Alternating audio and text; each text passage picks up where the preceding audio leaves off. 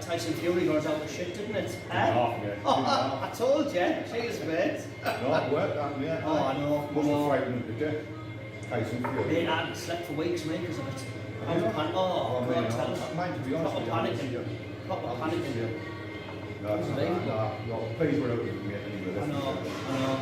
Got the pub after this, yeah? Go celebrate for a Wetherspoons. Oh, I tell you. Oh, man. Oh, sorry. You do what your business. Yeah, don't worry about it. Thank you. We need to fucking have these fucked up. We'll have them on. We'll get them on. Let's go fucking have them. Lee, you go over the road, keep an eye on the cafe. We'll go to can get the cake. Yeah, mate. Okay, let's go. How you doing, Bill?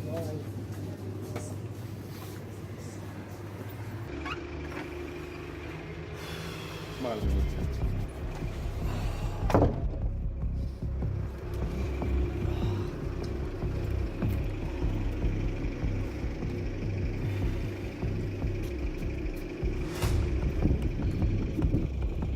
Paul, they've just left the cafe.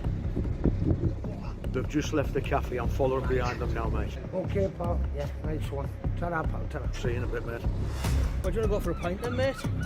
Go to the King Aussie? King Aussie, you having a laugh, aren't you? Why is that? I'm not going there. Voucher drinks in there. Saying that, what time is it now? He won't be in there this time, will he? It's like 11 o'clock. I don't think anyone will be in there. Shit!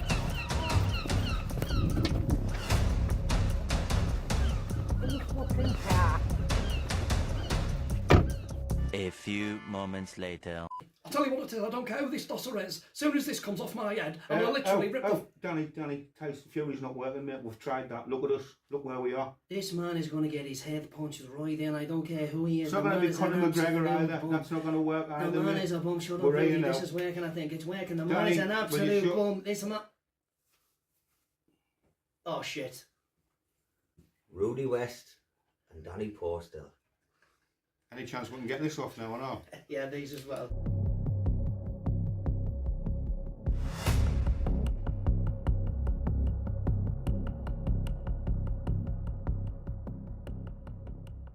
The man is a bum. Shut up, We're in Rudi. now. This is working, I think. It's working. The man Danny, is an will you absolute shut- bum. This man... Oh, shit. Rudi West and Danny Posthill. Any chance we can get this off now or not? Yeah, these as well. No, not yet. Oh, hang on. Oh, there we go. Yeah. Oh, we didn't think about that bit, did we? About getting all the hairs off my hands. There we go. There we Sorted. We did tell you you were coming on, Yeah, you Yeah, did. you did. and you are going to be fucking funny. To be honest, at least I can put stunts on my CV now as well, do you know what I mean? Listen, lads, that was a laugh, wasn't it? It was. Good Little bit fun. of a laugh, you know what I mean? Why not? Yeah, It was funny just seeing everyone else while we were filming, especially when someone had a mallet in their hand. They're like, whoa, what's going on there? Yeah, I can put the fucking thing away. I've got arrested, there's cameras all over the shops. I'm thinking I'm response next. There you go. So, hello guys, and thanks for tuning in, and welcome to another episode on the podcast. As always, on my right, co-host Paul Pounder, aka guys. Vulture, and right opposite, two absolutely legendary comedians. We've got legendary Rudi West All and, right. and Britain's Got Talent finalist Danny Posthill. So, welcome guys. Thanks for coming on. Cheers, lads. Welcome, Pleasure. guys. Yeah. Pleasure. Pleasure being part of his new rehabilitation, really, isn't it? Doing podcasts. He's Santa Claus shortly. Oh no, I've been trying to be Santa Claus and the King Aussie cafe. I'm like, Jesus. That's why you drink too much, you get hangover, you just, Just do it. Yeah. Well, me and Rudi go back a long time. We go back early 90s, don't we? 1990. Mayfair, mate. The Mayfair Centre and stuff, yeah. I was When I up first in the, I started was doing doing the them, dawn. Christmas shows. Every year, Down the yeah. dawn, we never had a problem, funny enough. If you did, it was sorted. Yeah, you just used to walk down, have a quick word, you need to shut up. Yeah, alright, then goes, no worries. Yeah, so we go back a long time, and Danny, you trained with my older brother, Charlie. Yeah, and John trained- Dawson, and yeah. John Dawson, And yeah. obviously that's how I got to know. Well, I heard about you. Yeah. And I'm not going to lie, mate, like, I had some realism of you during that scene when you put that back over me head. Oh, Because yeah. originally Davey was meant to do it, and then you were like, oh no, swap. We're I'm going, oh swapping, no, but don't yeah. swap. Well, from experience, I sort of knew what I was Oh, doing. you got as good with that talk, mate. I'm not going to lie. But anyway, guys, man, thanks for coming on. Really appreciate coming on. But That's this is something different for us anyway. Because usually we do the true crime. We've had the bank robbers on, the gangsters, the bare knuckle fighters, and we thought we'll mix it up for these guys. And we've got two of the comedians on now. We thought, Yeah, we thought we'd mix it up, like, do something different for a change. We are going to branch out, aren't we, eventually? Yeah, yeah. You know, we're going to do sports stars if we can. You know, get on who we can, more comedians. And we want to do local people. And I mean, these guys are local. I mean, Danny's from Hartlepool and you're in Washington, aren't you? No, mate, I'm from little fishing hamlet. I was born just outside of Wedlock. Fucking beauty. I was born in Riot, mate. Riot. I just Sunderland. down the coast. Where's cases, ace case? Where's Casey? Every podcast, that, isn't it? So, lovely part of the world. so to do, Rudi, we can say we've got 2 years on here. So I'll start with you, Rudi, if you don't mind, mate. Yeah, mate. So you say, where you from? Where you I'm born? from Riot originally. Riot. Born in Riot, North East Council Estate. You know what I mean? Riot. My mum and dad. My mum was a nurse. Dad was a bricklayer. Yeah. Brought up round there. It was brilliant. You know, it was a nice estate, really. To be honest with you, them days it was. Good life. You know, good life. Running around and playing in the street with the kids and that, and friends, and you know. So- it was. So how did you get into comedy? I mean, were you funny as a kid, or you know, or did you? What made you Well- decide to pursue a career in comedy? No, I wanted to be. Originally, I wanted to be Elvis Presley, man. I wanted to be a singer. That was where I started off by, trying to be a singer. But I met a guy who I loved to death. Was an ex-manager of mine called Ralph Barry. He used to be in the Barry Brothers years ago in the clubs, and he used to do like act doctoring. So he would find new acts and that, and doctor their acts and make sure they were right to go on the clubs. And I pestered him to get this one of these act doctor things. I went out, did the show in front of him. He sat in the club, just empty club. I went down afterwards to see him, and he gave us some of the best advice. You know, he just looked at me and he went, "Right, mate, I've heard you do your bit and that." He said, "I've heard you do your bit of singing and a bit of comedy there." He says, "Now I've got to tell you now," he says, "there's a million singers in this world, sunshine, a million singers. And you're not one of them." But what he did say was, he said, "The bits of comedy that you're doing in between, he said, that's what you need to concentrate on." And that's how it started. So Yeah. he sent us away to Pontins after that for a year. So I was only there a year. I hated it because I was doing like bingo and We're snooker talking competitions. something like 40 years ago, aren't we? Oh mate, yeah. Yeah, you know, it's not recent. Snooker It's- competitions, yeah. bingo. I hated all that. I just wanted to do me singing and me act really. So I didn't get enough of that. Yeah. And used to do like the kids talent competition. All right. Which was always a nightmare because you get a kid come up, like, "What's your name?" "Daniel. What are you going to do for us?" "I'm going to tell you a joke." "No, it's who told you this joke?" Yeah. "Your dad told me." You know, Yeah, I said, "Mike, yeah. down, what's the joke?" "Why was the washing machine naughty?" And I'm thinking, "It'd be all right. Why was the washing machine naughty?" "Took the piss out of the underpants." Yeah, it's a kid's thing. Kids thing, man. You can't handle it. I seen a kid get up and tell a joke once at a talent show, and it was the old, you know, what's grain comes in pints, an elephant. Well, the room just went up, do you know what I mean?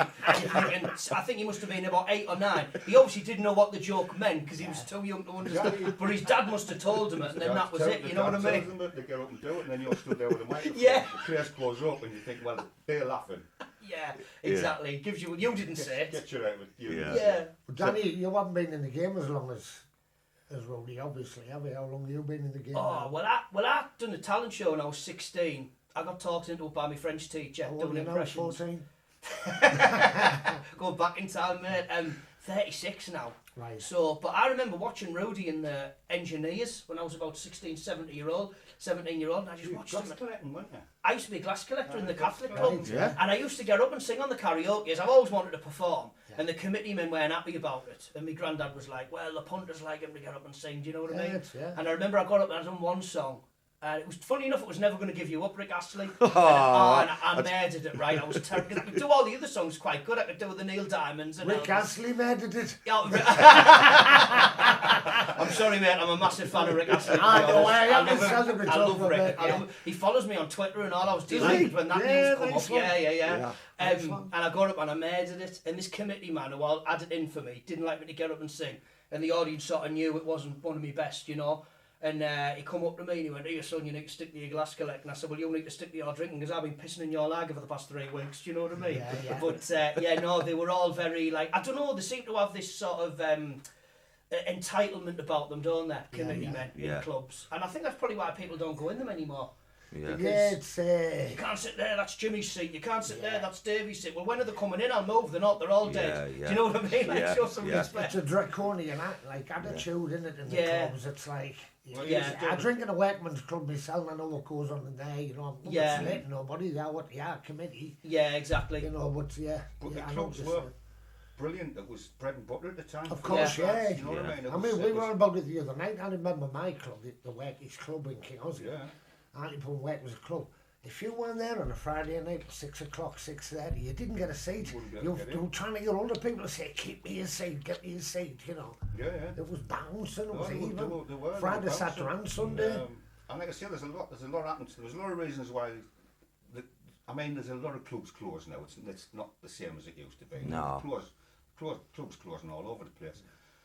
But I remember years ago, I did a club and had a great night, and the committee man come up and he says, "Oh, we'll have you back and everything." I says, "I'll tell you what to do." I said, "There was a band knocking about the time, I think called the Alligators." Right. I said to the committee man, "I'll tell you what, put me on, but get the Alligators on, they'll top and tail me and I'll do an hour in the middle." He turned around and he went, "No." He said, "We're not having them on, they bring the kids in." I'm like, well... That's the future. Yeah, exactly. Kids of the future, yeah. Your audiences is going to be passing away on, your clubs are going to be empty. Yeah. That's basically what's happening now. In my club, it's like they're not looking after the young ones, you know. They're not looking at the future. Yeah, really. they're looking at the future. I mean, everyone in the clubs is saying now, won't be long, this place will be an nursing home or something, you know what I mean? Yeah. Oh no, you bang on right as well, mate. Yeah. When's the last time you seen a comedian on in that club? Oh, a long time. You're thinking about it, it's just bands every weekend. It's going to be us, he's going to kidnap us and make us perform it. Yeah, I'll be the next one rolling. Rick Astley. Hey, you'll have to do Rick Astley though. Oh mate, I'll open with Rick Astley, die on my ass. But you know, it's the doormans as well. Like, my uncle told me a cracking, because my uncle's always drunk in clubs. And he said there was this doorman he was bang on the money. He was there and he had half a lager. It lasted him all night, even when it went warm. As in doorman, we don't mean bouncer. We mean no, we don't mean the type of wall. Yeah, there's a difference. I'm glad you pointed that one out there, Phil, to be honest. You're signing and stuff. But it's like an old man with a jacket on and a Balls Association badge. You know what I mean? Yeah. And there was this singer, and he went to go through, and the doorman, "Whoa, son," he says, "come here, sign the book. Are you a member?" He said, No. He says, "I'm the act." He went, "All right, no worries, son." He said, "We'll take your gear through." Anyway, he went to go and take his gear through, and there was water flooding out of the toilets. And he went, "Look," he said, "I'm not taking my stuff through there." He said, "Because if my speakers get wet," he said, "they've had it." He said, "And it's my living, you know." He said, "I've got an idea." He said, "Alan's in the bar. He's a plumber." Well, this bloke was hammered. He'd been drinking since about 12 o'clock. It was like 6 o'clock when this singer goes into the getting into the room. He says, "Oh, Alan, can you fix this?" He went, "Oh," he says, "I'm a bit pissed, like, you know what I mean?" He went, "Oh, where?" He said, "I'll give you a couple of chits." You know, chits. They still do chits. I don't think they do now. Don't they? Yeah. Well, chits were to get free drinks, right? Of course, so for the people who are listening who don't know. So he says, "Oh, well, I'll give you a few chits." He went, "How many?" He went, 10. He went, "I'll do it." Right? So the 10 pints, good deal, isn't it? Yeah. So anyway, there's a bit of a commotion now, because if you know yourself, one thing happens in a club, everyone's round down there. Oh, a bit of drama, you know. Yeah. So anyway, he fixed it within, didn't take him long, 5, 6 minutes, 10 minutes. Yeah. He says, so the doorman's there looking all important. He went, "What happened, Alan?" He says, "Oh," he said, "What happened, lads?" He said, "Someone shat themselves." He said, "They've took the pants off," he said, "and they've thrown them down the toilet." He said, "It's caused a massive blockage, that's why water's flooded out." He says, "Oh, by the way, there were Calvin Klein's." The doorman went, "There were what?" He went, "There were Calvin Klein's." The doorman went, "Right, where's this member's book? He's getting barred out." He thought there was... Somebody called Calvin Klein. Well, that just doesn't surprise you, does it? We're like doorman, you know. No. But the clubs, I say, they've gone a bit... But there's loads went on, you know what I mean? It was the bingo and money gone missing. Can you remember the club when you've the got a sea? funny story about the bingo. Because no, it's just working the club. When you work the clubs, obviously, you'd find out from the agent or something. Oh, the treasurer from so and so club's been thingy, and he's had like 5 holidays to Benidorm in a month. Yeah. You know, and where's that money gone? And then find out he's been fiddling or whatever. Well, you'd find that out before you got there. Yeah. So when I got there, you would walk on, you would probably turn around and go, good evening, it's nice to see you all, and I like the carpet in here. Charlie's probably got the same carpet in his house, has he? And I just seen him actually, the treasurer, he was walking the dog in the car park as I pulled out. I went out, I said, it's a lovely dog that. I said, oh, it's a beautiful dog this. I said, just gives you paw, and the dog went.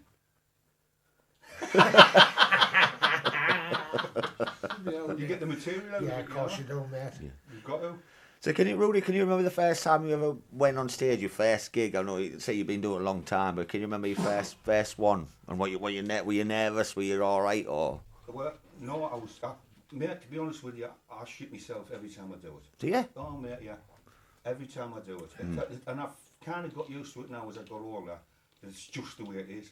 Yeah. That's what I've got to do. You get used to shitting yourself. I get used to shitting myself. What about you, Dan? What about you? I'm not too bad, if I'm honest with you. And I feel like I should be a bit more nervous. It depends on the event, really. A comedy club, I'm fine, because I know they're going to be there for comedy. They're all facing the right way. When I turn up and do like a dinner or a corporate or anything like that, where they're not there for comedy, that's when I'll get a little bit nervous. I saw you last week. It was a load of 300 insurance brokers. Oh, honestly, they were terrible, mate. They were just a bunch of rude wankers, mate. Right, yeah, and at you the said you end, were I just said, struggle. you've been that bad of an audience, I'm putting a claim in. You know what I mean? And they laughed at that. I'm like, you didn't laugh for the past half an hour, you bastards. You know what I mean? But yeah, I mean, they were just there. Like, I think sometimes they're just there, and you get a lot of money for corporates and all, don't you? That's probably why you go through the shit when you do them, you know? And I think they were just there to say, I mean, I've done gigs before where my mate's been with me, and there's been people at the back going, oh, me and my mate are having a bet to see how long the comedian can last, because the audience is that bad. The best one I'd done was my mate Simon drove me, and I was doing a holiday park. Holiday parks can be tough, can't they? Oh, yeah. And well, mate, it's the kids, all there's kids in as well. kids running around, Yeah. you've just got to hit them. yeah. You've just got to hit them for 45 minutes, you know? And I struggled, and at the end, I said, well, ladies and gentlemen, I'm off. Whether you're listening to me or not, I don't know. Because my mate Simon was driving, I went, Simon, start the car. Which is like a line the comedians say, don't they? Well, if you're struggling, start the car as if you say, I want to get off. So I'm outside and I'm waiting, and he's not there. He's not there. And I thought, I'm not walking through the audience. He's still not there. So I rang him, I said, where you at? He said, I'm in the venue. I said, I told you to start the car. He said, oh, sorry, mate, I thought you said start the clap. He said, the audience going, I thought you were good, mate.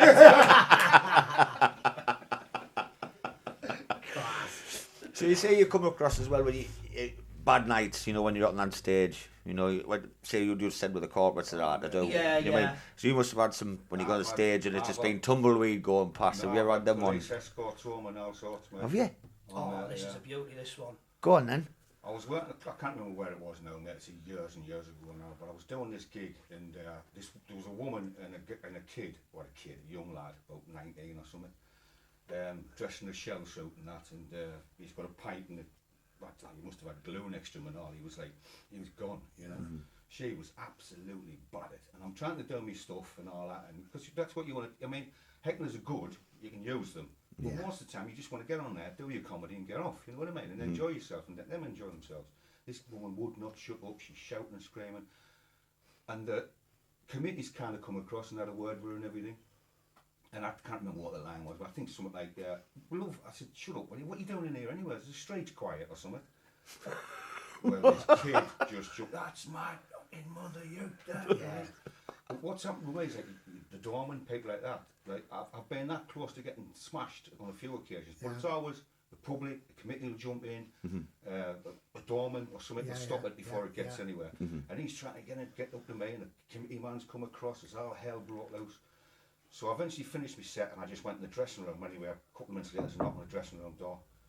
Committee man's opened the door. I've got a bit of a problem here, Rudi. I said, what's this like? He said, well, my phones and mobiles. He's gone downstairs in the foyer, and he's from a pretty dodgy family around here, and he's rang his brothers, and they're all coming to kick the shit out of you. He said, so we've rang the police, and they're going to turn up and give you an escort. I says, well, I've not got a Cortina or a Ferrari or something like that. So, I remember talking to this female policewoman and I said, what's the story here? She said, well, we're going to give you an escort away from here, you know, because they're a notorious family and we know them. I said, right, great. I said, well, the problem is, though, are you going to be at the gig next week? Because I'm literally in the village up the road with my big poster outside the club. So I'm not hard to find, you know what I mean? To be honest with you, mate, for the few gigs after that, I was looking in the window like that before I went in the club, just to make sure these guys weren't there, you know. But it could have got worse, but that was the end of it. But I mean, that's the kind of thing you've got when you're a comic. When you stand up and you're standing up there in front of people, you've got to make friends with 300 people or whatever it might be, 1,000 people sometimes you've never met in your life. When you're in a small venue like that and all, there's nobody really to protect you. No, there isn't. When you're in the bigger venues, they have their own security and stuff, so you're not pretty much protected. But them workmen's clubs, you've got nobody. You turn up for your act, you're on your own. I've heard comics have had a good hiding, like Lester Crabtree did. Good mate, friend of ours, and well, Chubby Brown did back in the day, didn't he? I think he got a good eye in every place he went. He did as well. That Australian comedian Jim Jefferson. I seen a guy come on and punch him one. Yeah. It was like when I was watching that thing with the award ceremony with Chris Rock. Chris Rock. When he walked on, Will Smith. Chris Rock. I'm there looking. I'm thinking, oh no, it's comedy. But that's kind of giving the go ahead. Oh well, if I don't like what the comics say, I'm just going to go up and give him a crap. Yeah.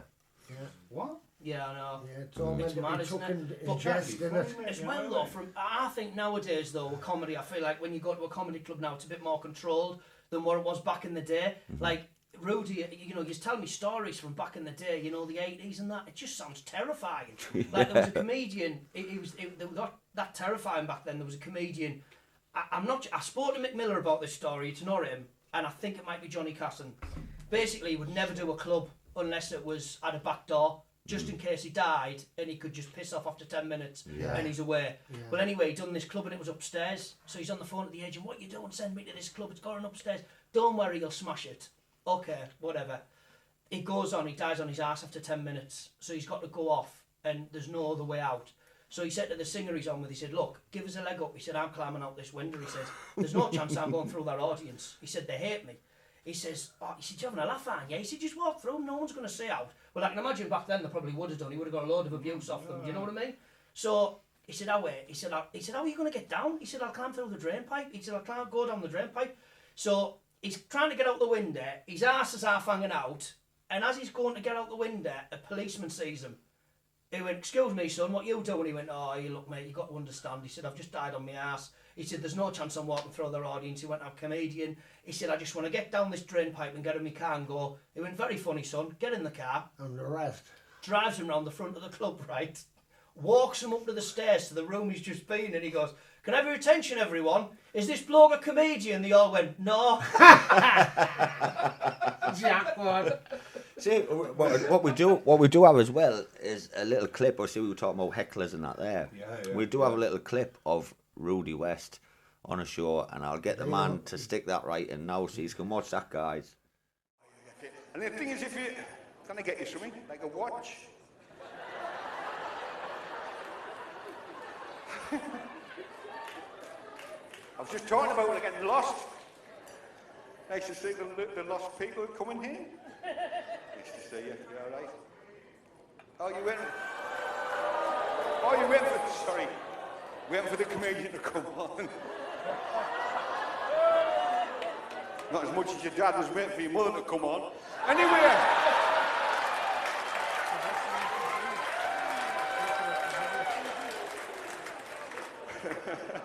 Sorry, mate, if you're going to be in the show, you've got to come to rehearsals. You know what I mean? You can't just rock up and just crack off. You know what I'm saying? Moving on as well, what about your hecklers? You had hecklers and that? Do you know, I had that one, when's the comedian coming on? And it was on a river cruise, it wasn't long ago. And Rudi had told me the line and I just completely forgot it. So I just went, yeah, mate, go on, you can have that one. But he went to the toilet. So I said to his wife, what's his name? She said, oh, Dave Smith, wherever it is. I said, well, what I'm going to do, ladies and gentlemen, when he comes back, I'm going to say, ladies and gentlemen, can you please welcome your comedian for tonight, Dave Smith, right? So I introduced him on. Well, he only took the mic off us, didn't he? And he told a gag, and it got fuck all. So I just took the microphone and went, not as easy as it looks, is it, mate? What four-wheel did he? Yeah. And then after, he come up to me and told me a joke after the show. I'm going, have you got no sense? You've just tried it there, mate, and it didn't work. You Fucking know? rubbish, mate. Yeah. Rubbish, yeah.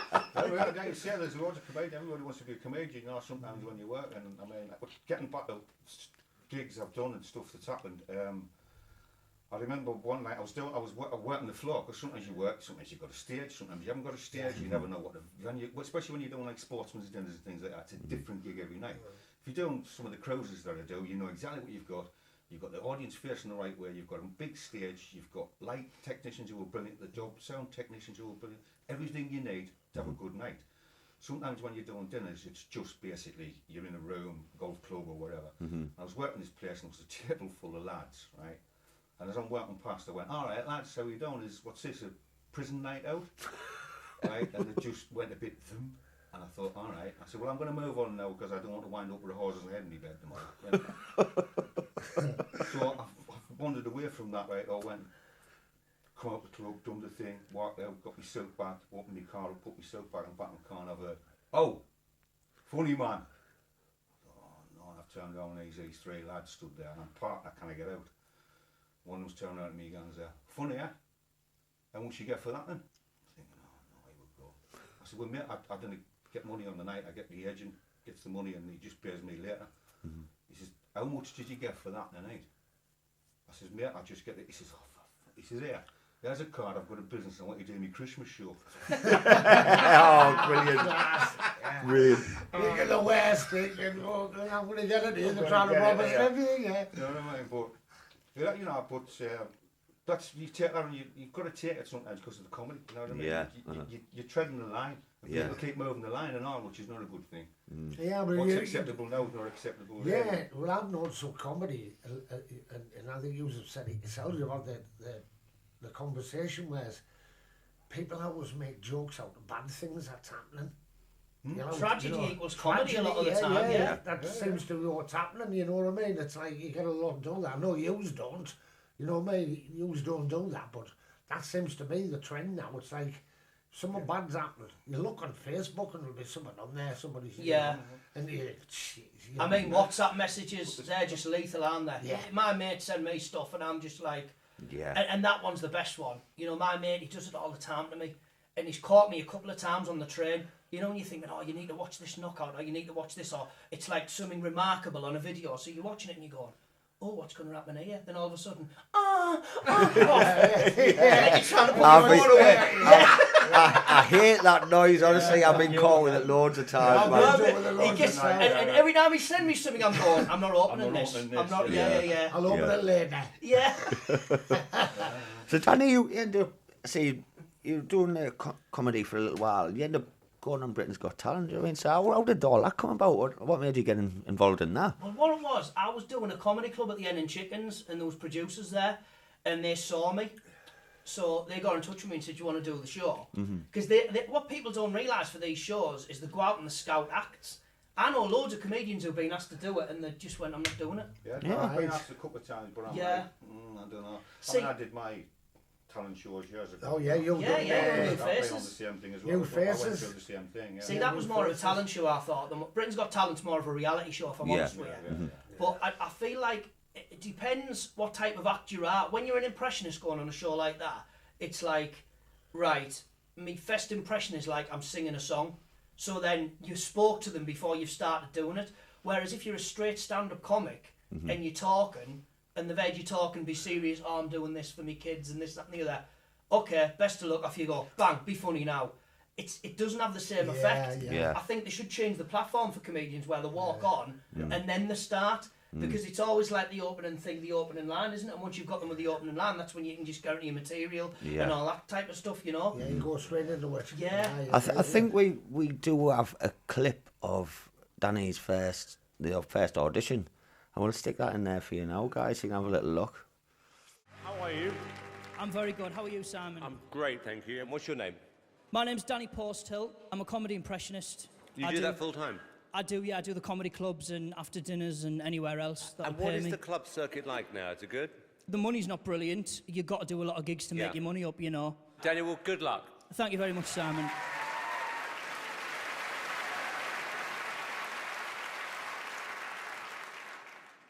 was talking to a very good friend of mine, very funny guy. All the way from Liverpool, you know, Mr. John Bishop. I've just been doing a celebrity episode of Come Down With Me. And I was on there with Gary Barlow, and I was on there with David Beckham. I'll tell you what, David, you know what? You are an absolutely fantastic, phenomenal footballer, you know, but there is a question I've been meaning to ask you now for a long, long time.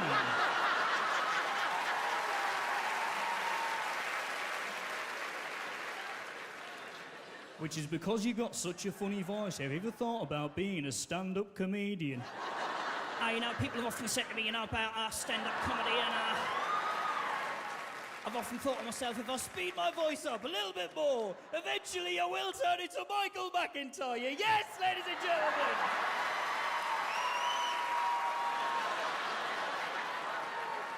What I like about Michael is he's very middle class. I love middle class people. Middle class people tend to do this thing where they say a bad word in front of a good word to make the good word sound even better than what it actually is. Okay.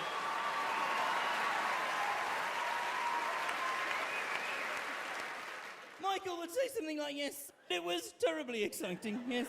It wasn't just exciting, it was terribly exciting. I used the word terribly in front of exciting to make exciting sound even more exciting. And I can see you all now looking at me now.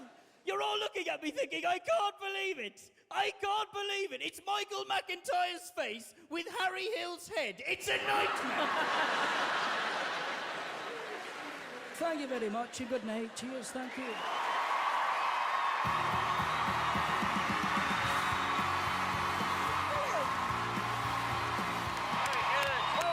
Well done, Danny.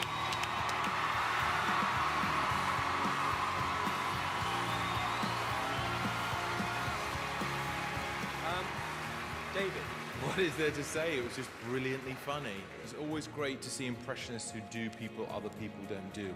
I'm sure you're going to do brilliantly in this competition. Thank you very much, David. Cheers. Yeah, David's right. What can we say? What you do is so difficult, and you made it look so easy. I loved the Gary Barlow, genius, and I'm sure there's many more impersonations that you I've got can loads do. more stuff for you. And Yeah. do you know what? I really want to see them. Thank you very much. It was effortless, and I hope you know that all those, nights and travelling up and down the country doing gigs, it's made you hone your act. I think you got a great reaction because, the end was great, you're funny. I think Billy Connolly is a bit passé, I've heard that a lot, but you're good. I like you. Thank you. Okay, we're going to go. David? I'm going to say yes. Yes. It's a yes from me. Danny, you got 4 yeses. Congratulations. Thanks a lot. So overall experience now, right? I mean, going on the big stage, Britain's Got Talent, it's a big stage, massive platform. That I mean, watched by the country, isn't it? Yeah. Millions. And what, 40 million or something? Something like champion that, or something? mental. Did that 40 million? were the nerves and the pressure a bit more on that one, Dan? Or I went through a lot of vodka during that, if I'm honest with you. And I don't mind saying it, and I think anyone Well, before would. you went on stage? Well, when I got to my first audition, so I've done my first audition, they said to me, can you do Manchester? And I says, yeah. Mm-hmm. Then they rang us and said, can you do Scotland? And I says, well, I'm going to be in London. I thought Manchester was more central for me. If I was in London or whether I was up north, it would have been ideal. Don't worry, where in London are you? I says, well, I'm near in Essex. We'll get you a flight from Stansted. So they flew me from Stansted, put me in a hotel, and I'm thinking, whoa, hang on, this is meant to be a talent show, Anyway, I got there, my first audition, and you're hanging around. So I was just like, fuck this. I'm going to the pub. Did you? I nipped to the pub at the side, and I got talking to these women, and they were like, what you doing here? I said, I'm on Britain's Got Talent. They didn't believe me. They were like, you're joking me. I was like, yeah, I am. I said, I'm on it. I said, I've had to sneak out for a couple of drinks. I said, I'm sick of hanging around in there. Mm-hmm. Anyway, I got there. Where have you been? I said, I've been to the toilet. what, you beat 4 hours for a shit? I don't think so, do you know what I mean? I've got the wrong diarrhea, mate. Have you been to that tie round there? You know what I mean? 4 hours for a shit. I said, look, Alan, I'm so sorry. He says, well, look, you're on whenever it was. And I was still waiting for another 2 hours before I went on, you know? And I walked on, and it was, like, weird. Well, firstly, you meet Ant and Dec, and their sound, they sort of made me feel a bit more relaxed, you know? Yeah, that's their job, isn't it? Yeah. To relax you. And it was just so surreal walking in front of them. Because you see it on the telly, don't you? I can imagine. When you're walking in front of it all, it's like, whoa. The first person you look at is Simon Cowell. Yeah. I think everyone does when And they he's walk the last on. person you want in your audience, do you know what I mean? Yeah. So he went, how are you? I said, I'm good. He said, what's your name? I said, Danny Posthill. He said, oh, that sounds like a pop star's name. And Amanda went, is that what you're going to do? I said, no. I said, far from it, to be honest. I'm going to do some impressions for you. So he said, is that what you do for a living? I said, yeah. He said, well, what's the circuit like now? I says, well, it all depends, you know. Some nights you got to do a lot of gigs to make your money up, you know. Yeah. And he says, well, what would it mean more, the royal variety or the money? I says, well, the money at the minute because I want to buy a house, you know. Yeah. And then he went, I don't know whether you've seen, but I was actually on the last royal variety performance. I told you not to spill drinks again. I did. I got the last round. He's great, guys. The lid's on. Go on. Sorry, my bad. And he went. He says, well, he said, I was actually on the last royal variety performance. Then David took the piss out of him and says, to be honest, Simon, he said, there's a difference between going on, saying 6 words and introducing on an act, as opposed to me hosting the royal variety performance. Yeah. Anyway, he went. So everyone laughed. I laughed. Simon didn't like it. He took himself a bit seriously, and I thought, oh shit, I've lost him. Yeah. I've lost the boss before I've even started, you know. So I thought, I'm in Scotland. So I started with Billy Connolly, you know, it was great. And as soon as I said that, I got them, you know. Because I'm in Scotland and they all love Billy, you know. Yeah. And you know, when you do Billy, you just feel the need to say fuck quite a lot. I don't know what it is. It's just a powerful thing to say when you do Billy, you know. He says, fuck off. Fuck off. It's not as good as... It's the equivalent to go away, but it's more powerful, you know. Go away, fuck off, you know. It's... And I wanted to tell Simon to fuck off because he was staring at me when I was doing him, you know. And then I moved over to John Bishop, started doing John, then I was doing Gary Barlow. When I was doing Gary, Elisa just cracked up because obviously they're mates, you know. Yeah. And then I done Beckham, and then I moved on to Michael McIntyre. When I done McIntyre, because of what had happened, I said, by the way, he also hosted the Royal Variety performance, David. Hosted. Yes, me and David hosted the Royal Variety. And Simon said 6 words and introduced on an... Well, he's got the right on, but this you know when I shut my eyes? It's Michael McIntyre. I always shut my eyes when you do him because I love Michael. I just think he's brilliant. His observations. Anyway, it got to the point where Simon has got the ump. And I finished back on Billy. I went, thank you so much. You've been amazing. Standing ovation, right? Brilliant, brilliant, brilliant. Simon, well, it was all right. Boo. I thought, right, I've got the audience here. Yeah. And you know yourself as a comic, once you've got the audience, that's it. They're on your side. I don't care if it's his show. They're mine now, right? Yeah. He goes, well, it was all right. He said, why did you do Billy Connolly? And Amanda went, because we're in Scotland, Simon. I said, thank you, Amanda, because we're in Scotland, Simon. Next question. I was like a cheeky little bastard in the class. You said to him as well? Yeah, I did, yeah. I did. Good on you. Oh, mate, he was looking at me like... Fuck you, Simon. That's ended my career right there. Anyway, he goes there. He says, and I don't think your Beckham was any good either. He said, I think anyone can do him. I went, oh, really? He went, yeah. I said, well, I'll tell you what, Simon, you do it for us now then. And everyone was going, do it, right? So we're all on my side.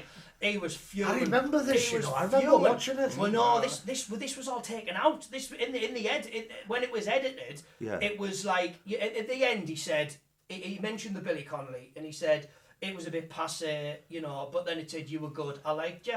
But I think that bits were all in the script, you know. Right, there's a lot of people who's been on there, man. The editing can kill you or not. Oh, I can, yeah, absolutely. They could have took the laughs out and everything. And that's what I was worried about. I was thinking, he's going to ruin me now. Yeah. He's going to, because it's his show, he can do what he wants. I've just done a documentary there, and how long we were there. Fucking hell, we were there for about 3 or 4 hours, weren't we? Yeah, I'd say more 4 hours. Yeah. And the documentary is about 4 of us, and it's only 45 minutes long. Yeah, it's crazy. Documentary, so it's like editing. There's a lot of editing involved, yeah. And they've just cherry picked what they wanted, you know what I mean, if you know what I mean. Yeah. So then, and then I got 4 yeses, and obviously I got through. And I sort of thought I was going to get through anyway, but before I'd done it, the producers were like, I want you to do this impression. Then they wanted me to do Alan Carr, and I'd like loads of other impressions in, but I thought, I'm going to be smart with this here, because if I do get through to the semis, I'll be able to save some. Yeah. You know, I thought you need that some through backup, before. don't you? And then obviously I got through, and when I done the semis, I don't know whether you noticed, but Simon said, I felt like you were losing the audience halfway through, so he was like having a little dig at me back, and he must have remembered what happened, you know. I think he had a beeline for you, sort of thing. And then he said, when you done Ant and Dec, he said that's when you sort of got them back for me. But I was just like, you're having a dig at me, but I thought, I'm not going to do it on national television because you've only got a short space of time. And I thought, if I say the wrong thing and it goes tits up. It takes a dislike to you fucked. Oh, exactly. It's the same as anywhere, any walk of life. That's a dislike. When I did, like, many years before this kid, when I did New Faces, I had a woman called, remember Nina Miskoff? Yeah, Nina Miskoff, Nina Miskoff. She was like the Simon Cowell of a day. Simon Cowell, She used to rip them apart, you know. Yeah. And I remember Marty Kane was comparing it at the time. She was down at New Faces 86, and I remember standing, I was next on, they put you in position to get on, like the guy with the cans that stood next to you, stand on the spot and wait, and I looked through and she's doing a bit, but slaying the audience. Brilliant comic, you know what I mean, brilliant comedian. And I'm stood there and I'm thinking to myself, what are you doing here? What are you doing here? You're a working men's club comic and you stood here, all this technology going on around you, and you've got to be in the right place at the right time. Yeah. So there was a band went to Nina Miskoff, she gave them a really good thing, she loved them, you know. And I was next on, so I'm shitting myself, right? Went on, lucky enough, it went a bomb. Yeah, you did brilliant. Smashed it. Brilliant. I mean, I couldn't have asked for a better gig. So I came off and that's brilliant and all that. And there was a guy coming on playing piano and singing after me. And I'm stood back like this, and there's a guy, one of the tech guys turned around, went to Nina Miskoff and all that. And he turned around to me and he went, this kid that's going to be on now, he's going to have to produce fire out of his arse and do cartwheels, because there's no way that she's going to do 3 good ones in a row. Yeah. And I thought, that's cruel, that, like. Yeah. He went on, he's good, I worked with him in the clubs myself, the guy who did it. Good pianist, good singer, everything like that. They went to her and she absolutely crucified him, on telly. It's wrong, like, his dress, his sound, his singing, that she absolutely pulled him apart. Yeah. Not the reason because he was crap or shit. I think it was just her own ego, it was her own thing. Like, you know, I can't do 3 good ones in a row. Well, Sam McCallum's meant to be a prick, isn't he? To be honest, right? Same, you know what I mean? Do you know what I haven't myself, but I know people who have, and they said he's fucking. Well, I've met people who know him, and they've said, as a mate, going out for a pint with him, he's a great laugh. Yeah. But when it comes to business, he's a bastard. He tell his granny, you know. He's strictly business said, isn't he? You can see. Yes. After New Faces, you do New Faces, you're in that situation of TV, and I mean, I don't know how many people saw it, but there was only 4 channels then, so it was big. You know, it was a big. Well, you had loads. How many millions of views you must have had? It was massive, right? But then you've got to go back and do the clubs, because I had club gigs in the following week, so I'm back to the clubs.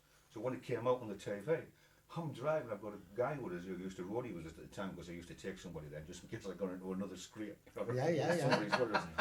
I used to take him, and I remember pulling up this club, and that was a massive queue outside, and I thought it was the queue for the fish and chip shop. He says, they want to come to say, because you're on the telly. Yeah. So that built your profile a bit. I didn't realise the power it's got, you know. And I lived off it for quite a few years, to be honest with you. It's not so much. You get new faces, start new pictures. So it's not so much TV now; it's social media now. We haven't it. There's nothing to go on now on TV. There's nothing to do. Where's the stand-up comedy on TV? There's that many different channels now as well. But do you know, the night my audition was aired, my first audition for Britain's Got Talent, I was doing a gig to 7 people. I mean, how mental is that? So from going from 7 to that. My first Edinburgh show was to 7 people. Wow. And it was weird. There was a bloke from Rotherham, there was 2 people from Mexico, 2 people from France, and 2 people from Canada. And I had to stop the show 10 minutes in because the bloke from Rotherham couldn't understand me. Just the bloke from Rotherham. Right. Yeah, That's a joke, by the way. But I did have 7 people in. Yeah, I was thinking it. I thought it was You silly. know, the next time you do a joke, will you? To say, like, Danny, you're an impersonator and that. Yeah. Rudi, see your material, do you get that from, like, life experiences? How do you come up with your material? Well, I come up with my materials. It's working class humour, mate. It's Yeah. working class people. That's how I work, you know. It's quite a bit of it's below the belt. Yeah. Do you know what I mean? But a lot of people can relate to it as well, can't they? Lads going out for a night out, women going out for a night out, what the difference is between that and... Yeah, but you're not doing clubs and that now, are you? You moved on, you're on to better things. Only really, because haven't there's you? none to do. Yeah, there's none be to do, honest yeah, with to you, be like I truthful, said yeah. before, you know. You're now doing... I'm doing sportsman's dinners. Yes. Sporting dinners, and Yeah. that you get them. Do quite a few of them, doing cruises and that. Yeah, you do the which is cruises, brilliant, don't mate. you? I mean, I not let Can't fault a cruise going to work. Can't fault it, man. Sitting on a cruise all day. Sitting on a cruise. You go to port and go and sit in a nice Getting up restaurant there, and doing have a a few beer. gags and coming home. Okay, and all you're doing on a night, get me gear over and yes. Brilliant, Fucking mate, hell. honestly. And you rubbing your suitcase. Outstanding. Yeah, Oh, good. I love that, mate. Yeah, but I like I bet. said, that's the only place I think now where you can actually do it properly. Yeah. They've got the right. You've got a venues, proper, the right yeah, thing, you've you got know, a proper and audience. The yeah. right To be sound honest and with you, everything, mate, yeah. If you go on a cruise, you've got all them facilities in front of you or behind you to perform.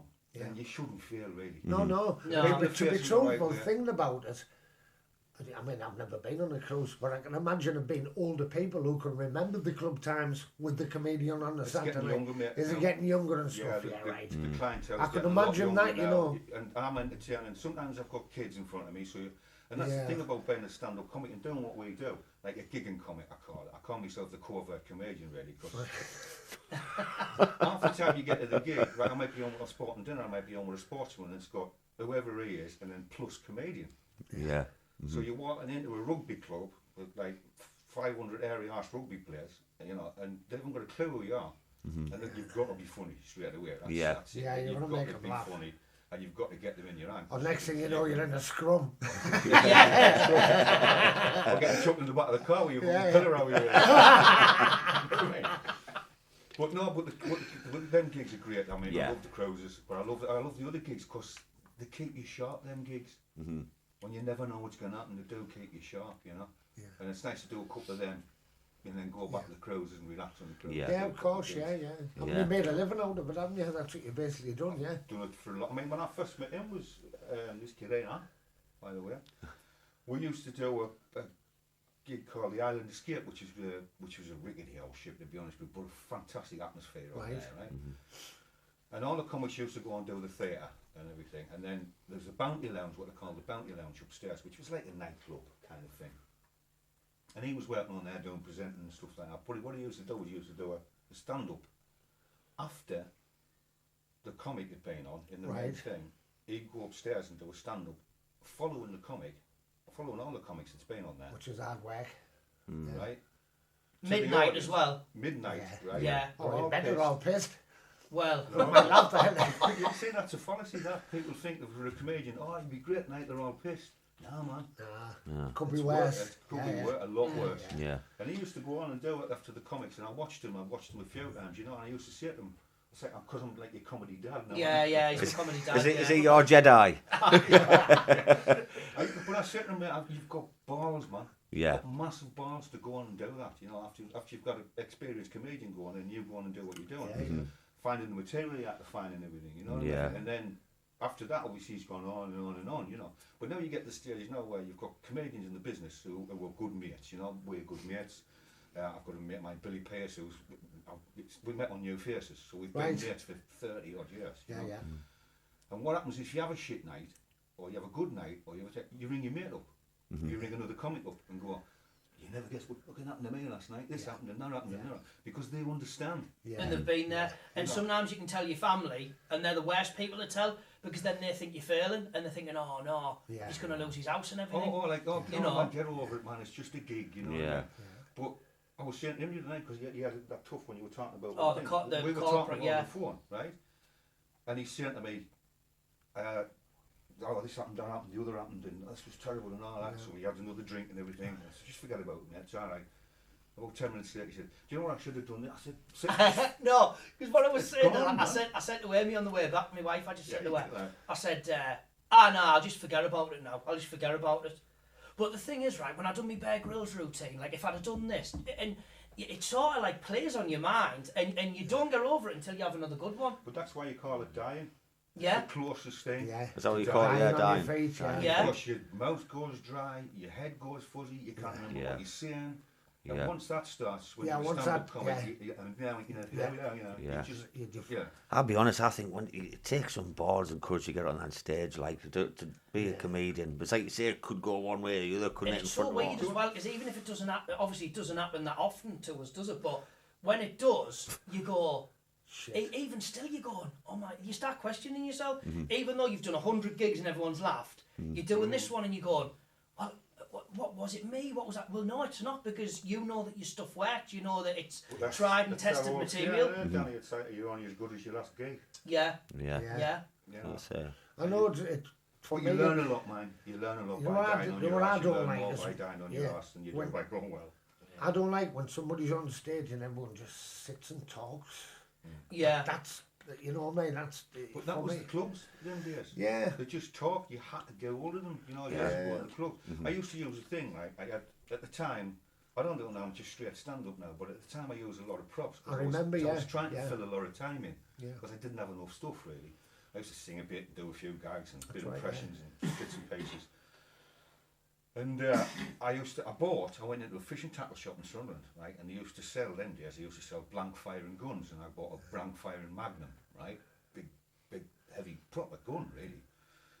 And so I used to put it in my case, and it would be on the stage with us, and then if it was a really rowdy audience, I would just say, right, okay, I'll go to the back of the stairs and I'll pick it up and go, this is going to come as a bit of a surprise to some people, and bam!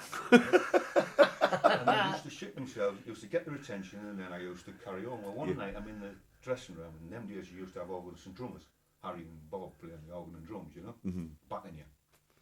So I'm going through the music and that with them and telling them what to do, and anyway, the drummer's looked down and he saw me kid, and he's picked the gun up, and he's gone like that. What's this? Is it a proper gun? Is that a proper gun? And I said, yeah, it's a blank fight. He's gone, and we're in a dressing room smaller than this. Yeah. And he's gone, bang, with his gun. Yeah, it's fucking horrible. Right, and there's cordite everywhere. He's talking about a real one, though. There's cordite everywhere, there's smoke, and the bingo was on, so they're all the 2s, 22, and then he's bang, and everybody, yeah. It is, right? So I'm like, oh shit, I took the gun off him. So I just opened the dressing room door like that, and smoke spilled out, and I've got a gun in my hand, and I went, can anybody play the fucking organ?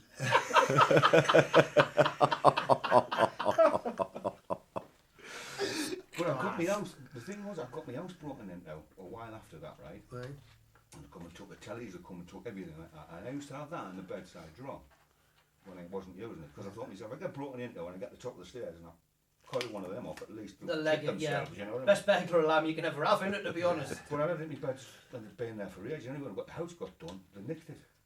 So I'm trying to tell the policeman about what's been nicked. There's 2 tellies, there's a stereo system, there's a Magnum gun. Pardon? I said, a Magnum, a gun, blank firing. Well, because you can bore them out, can't you? Yeah, you can. Yeah. So that they didn't want to know about my telly. They didn't care about the stuff that was on the gun, yeah. In case it was used. Did I have receipts for it? Did I have this? Yeah. You know, I mean, that's all I wanted to know. Wow. But it just went the journey, you know. Crazy. And what other people don't really they don't realise what we do is you're either in an airport, you're in a train, you're constantly on. I remember before I was doing a gig in Cyprus. I was doing a Thompson Gold gig, and bear in mind I'd already had a little shit off a punter because of the fact that they were offended by a joke that I'd done. So everyone was enjoying the show, this, that, and the other. This woman comes up to me, she said, "You've offended me tonight." I thought, here we go. I said, "What did I say?" She said, "You don't do jokes about people who've got a stutter." I said, "Well, look, I've done jokes about everything tonight." She says, "You don't do jokes about people who've got a stutter." But it got to the point where she was invading my personal space. Yeah. And I said, "Look, I'm having a drink, can you just back off?" "Well, you don't do jokes." And she was going on and on and on. I said, "Look, why have you got such a problem about me doing a joke about someone who's got a stutter?" She said, "Because my son's got a stutter." I said, "Well, just as well he didn't complain, because we'd be here all fucking night, wouldn't we?" Right? Ouch. Ouch. Ouch. Anyway, right, Sometimes you so have this is to. how bad the day was, right? So anyway, I thought, shit, I better go. So I was staying in a hotel over the road. So I went to my hotel, I'd come back, and the bloke at reception, was an English bloke, he goes to me, "You're the comedian, aren't you?" I said, "Oh yeah, shit, why?" He went, no, everyone's just been saying how good the show was. I went, oh. I said, well, funny you should say that. I said, a woman come and complained, and I told him what happened. He went, them. So what do you mean them? He went, oh, he said, they come here every year. He said, and they complain, and they try and get free stuff. He said, can I tell you something, son? She hasn't even got a son. She complained about something that's not even existent. So anyway, yeah, so I thought, and it was Christmas Eve. No, it was Christmas, day before Christmas Eve. So I'm meant to be flying home for Christmas Eve, going to Torquay to get me to get back to Hartlepool. Anyway, flight was delayed and all that stuff. Then I get a phone call off my mate who I was sharing the house with, Paul Eastwood, God bless him. Paul, yeah. Your house has been broken into. The house has been broken. They've stole all your Christmas presents. So I thought, I've had that shit off here. I'm thinking I'm going to lose all my work. And then I've been told I've got my Christmas. And then I'm at the bar. I'm having a drink. And this bloke comes over, Squaddy, Scouser. This is what I love about Scousers, because they always just look on the bright side of life, don't they? Yeah, they do, yeah. He went to me, "You all right, la?" I went, "No, not really, mate." I says, "Sorry to put a burden on you." I says, "But I've had all my Christmas presents nicked." He went, "Get some more, can't you?" I went, "Where from?" I says, "By the time I get back," I said, "all the shops will be closed." He went, "I don't know, mate, like a fucking service station or something." I'm like, "Can you imagine that? Merry Christmas, Nana." "Oh, thanks, son. I've always wanted a fucking Ginster's pasty and a can of Red Bull." You know what I mean? Like, and then obviously I got back and I didn't even get home for Christmas. I mean, Christmas presents have been nicked, do you know what I mean? Going back to the burglary and all that, and that was the link, I think, to be honest. But like, this is another thing that people don't realise, the travelling that we do. Yeah. Travelling can be nauseating sometimes, especially if you're doing flights and then you've got to get flights, you've got to go from A to B, then you've got to rely on a pickup being there to pick you up and take you somewhere else. Plus you're away from home for a while, it's a long time. Contracting and you're away a lot. I got to an airport once, I was meant to be flying home, and sometimes you'll do a fly-out gig and you need to be home, and then you've got a gig the next night. So anyway, I got to the airport, I said, my flight's at 9 o'clock, it was 9 a.m, got to the airport for 7, so you've had to get up early and all that. So she went, "Have a look at the date of that flight." I went, "All right." She went, "That was from yesterday." So the flew was out, expecting me to turn back time to fucking fly, but that was the company who booked my flight. So then I had to wait, I think it was 10 hours in the airport before I could get back, and then I had to cancel the gig the night after. Man. I was on the phone to Rudi, I'm like, he said, "What happened, lad?" I said, "I'm on my 9th pint, mate." Fuck it, you know what I mean? You just think... Welcome to my world. Yeah, but like I say, a 9-hour flight, and you get left in the airport and you can't pick a flight up the following day. Yeah. Oh, man. Well, you've got a story about the bingo. Oh, yeah. Yeah, go on. You know, the thing is, though, you've had some hard lads on here and all that. I've watched the podcast, you know, you get all these criminals on and they're doing all this fearless stuff and all, but, you know, and I'm looking at it thinking, nah. Not until you put the plug off the bingo machine and hardly put the Boilermakers was it? I did it everywhere. That's not around the Boilermakers anymore, is it? At the time, because I used to do... The callback on it's even better, because I used to do it quite a lot in the clubs. I used to cut the plug off the bingo machine, because it was just, you'd get to be doing my spot, you'd have an hour in the middle or something, and they'd go, "Right, you're doing this hour, the bingo's on at 9:30, and you had bingo on, and it was for the people in the bar and the lounge, really. The people in the constable were happy, you know, they were having a good night and all that, but you get the committee man coming at the back and going, like at the stage, the bingo and all that, So at the end of that one night, I just got the bingo machine. I said, "I'm just going to bring the bingo machine out in the middle of the stage for you, so it's all ready to go on and come off, ladies and gentlemen. You know, thanks for being a fabulous audience." And I looked down and my roadie at the time, the lad who was working with us, he had the bag there with the tools in, and I saw a pair of pliers. So I picked the pair of pliers up like that. I put the bingo machine cable in it. I'm stood on stage, and I'm like, "So who wants the bingo and who doesn't?" Right? This woman shouts out, "No, cut the plug off!" Cut it off. So I went, "Cut the plug off." Fucking hell. Honestly, mate, the audience nearly sucked me off the stage. Is this a Boilermakers in Hartlepool? So what was a Boilermakers? They nearly sucked me off stage. Right? It went completely, and there's like that silence when, you know, you see in the movies sometimes when the plug goes like that. Slow motion. You could see it in real time. And everybody's, "Oh, mate, it's good. But I just moved the bingo machine to one side. Everybody was there. You just skinned the thing, put the plug back on. By the time I'd finished, it was back on again. So I used to do it quite a lot then. But then I got to the stage when I got to the club and they were wanting the club and they go, Rudi West, we've heard about you. We've locked that bingo machine. But the tell of it all is, I'm on a cruise years later. And a woman came up, she went to me, you'll not recognise me. She said, but I used to watch you in the clubs years ago. I said, oh yeah. She said, can you remember when you cut the plug off the machine in Exeter, whatever club it was? I said, oh yeah, I used to do that a lot. She said, can you remember the woman who shouted out, just cut it off? And I went, yeah, I can vaguely remember that on the first time I did it. She said, that was me. I said, it was you. She says, the club barred me for a year. The barred for a year? Barred her for a year. Defaced, they're telling me to deface club property. They were going to take us down Concert Secretaries Federation and all sorts of stuff about it, all right. The bingo is... It's a joke, man. The bingo is so important in clubs. I done the Catholic club once, New Year's Eve, and I was going well, I was smashing it. And everyone started walking out, I'm going, whoa, hang on, I thought I was going well here. They were like, oh no, bingo. Bingo. The bingo books. Sometimes they sell it in front of you. It's a big thing, isn't it? They're selling the bingo tickets here as a queue. It's like, hang on a minute, just wait, you know what I mean? Yeah, just wait until we're finished. Bingo's more important, mate, in clubs, you know what I like? Yeah. Have you ever played bingo before you went on and won? Oh yeah. Have you? Yeah, died on my ass after. Did you? He won the bingo. Oh, in they the don't like it, man. man. They didn't like that. Oh, No. they don't like it. Then they have this thing where they all in, all out. Is it called now? All right. I think it's an out club on a Thursday, and you get people coming from all over the town because it's good money. And if one of them wins outside, there's fucking hell. Yeah. Oh, I seen you in the Seaton Club all before. growling.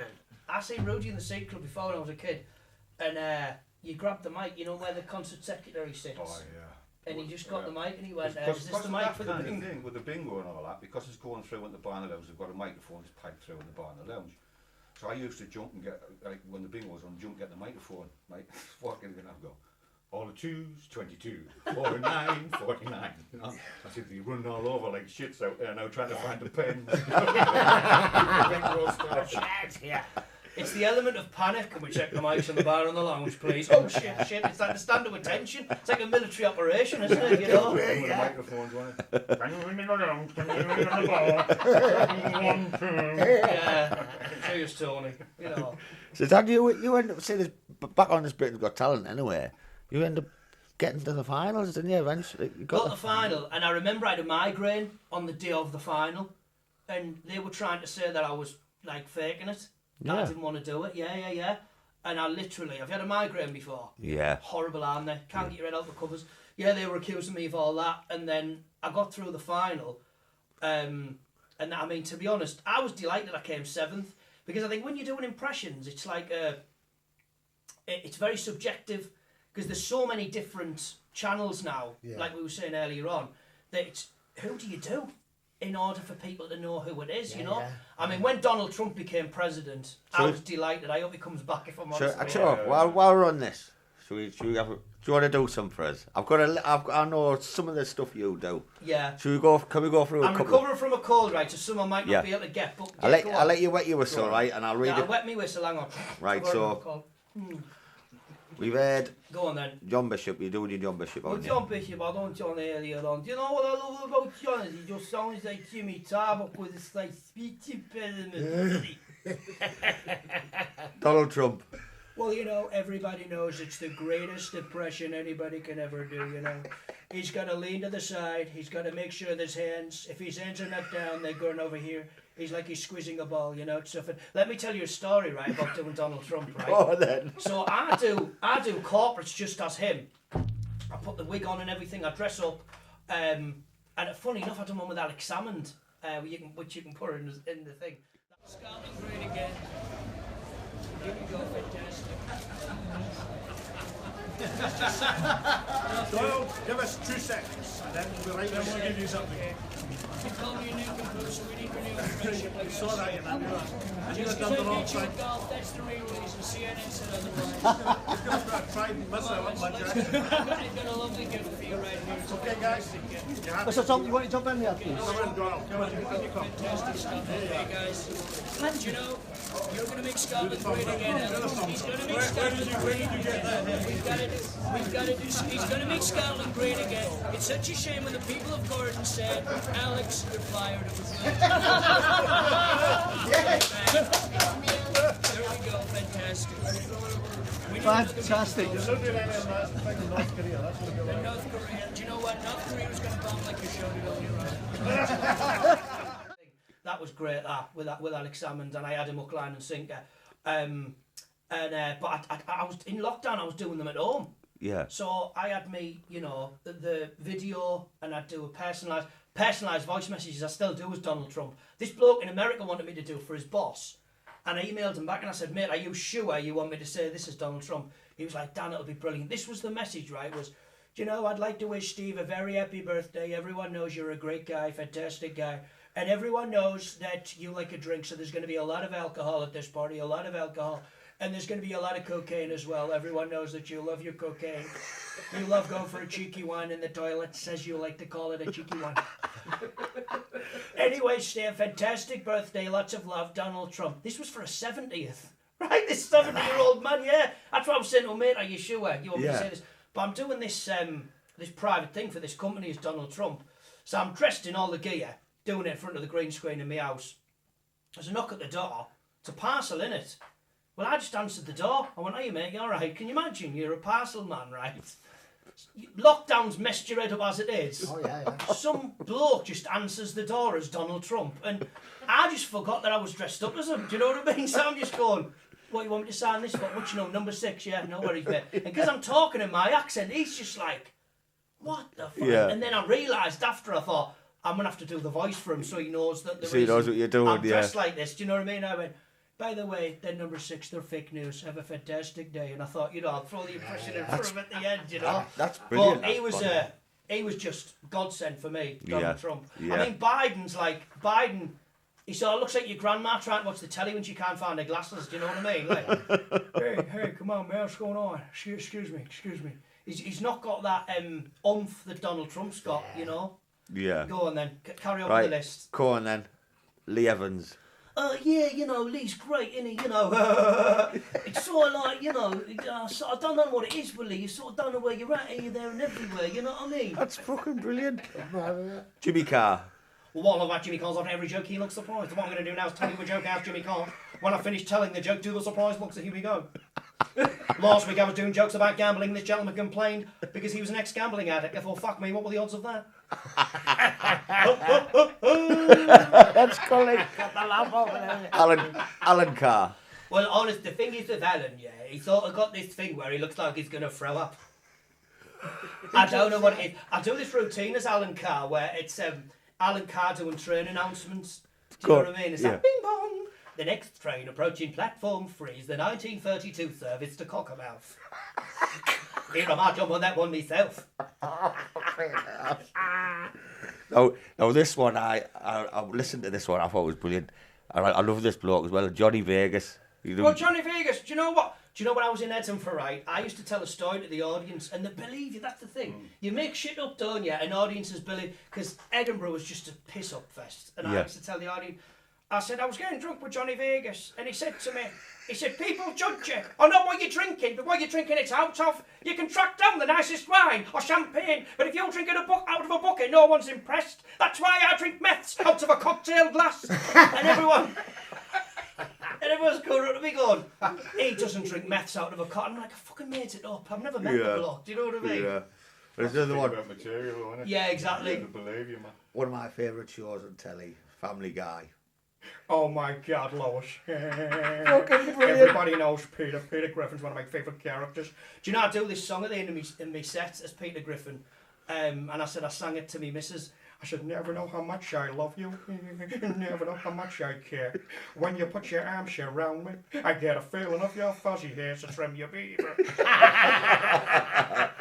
I tell you what I do, right, was we've got them impressions, right? I'm not doing any impressions. Oh, go on, then, go on, Rudi, do an impression.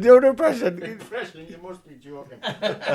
No, I've got to stand on my 2 feet, I haven't got that.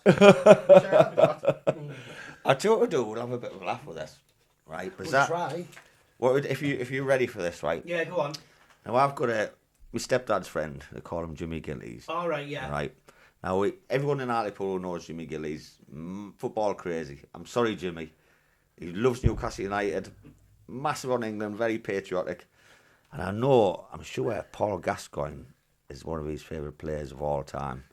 Well, I can talk like Gaza for you. That'll be great. I thought like what we'll do is we can call him as Gaza. Yeah. I'll pretend to be Gaza. What's his name again? Jimmy. Jimmy, right? So what I'm going to do, I'm going to pretend that we're all out for some tea somewhere. Nando's in Newcastle. Yeah. I'm going to say, Jimmy, you never guess what we bumped into. You do the We'll Gaza? have to say we're in the toilet or something so there's no noise in the background. We're going to have to be quiet. Yeah, we're going to have to be quiet. So I'll tell you what, you pass that phone, like, we'll see if we can pull it off. Put it on speaker so we can all hear. I hope it pulls off.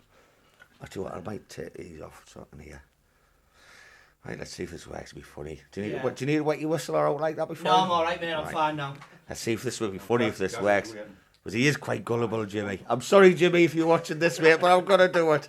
But I know he's a massive Gaza fan. Let's see what happens, right? Put on speaker. Is that loud? Yeah, I'm turn the volume off. Can you hear that? Hello? Hello, Jimmy. It's Davey. No, mate, alright. Yeah, how's it going? Can you hear us all right, Jim? Yeah, I can hear you, yeah. All right. Jimmy, you never guess what, right, mate? I'm up Newcastle. You won't believe this. I'm up Newcastle in Nando's with a podcast team having some dinner. You never guess who I fucking bumped into when he sat talking to us. Oh? You'll never guess what. I tell you what, do you mind saying hello to me, mate, Jimmy? Hello, Jimmy. How's it going, pal? It's Gaza. No, pal. Alright. It's Paul Gascoigne. Yeah, he was telling us all about you. He was saying how much of a massive fan in that yard, Newcastle and all that, and how much you're a fan of, the team. And I just thought, he said, can you have a chat with me, mate? And I says, of course I will, because, I'll always go out my way for people, pal. And he says, you're a massive fan, so nice to meet you, mate. Well, and you, pal, thanks very much. Oh, well, do you know what? I tell you what I'm going to do. I said that because I was talking to Davey. I've got a couple of spare shirts with us. And what I'll do is I'll sign it for you.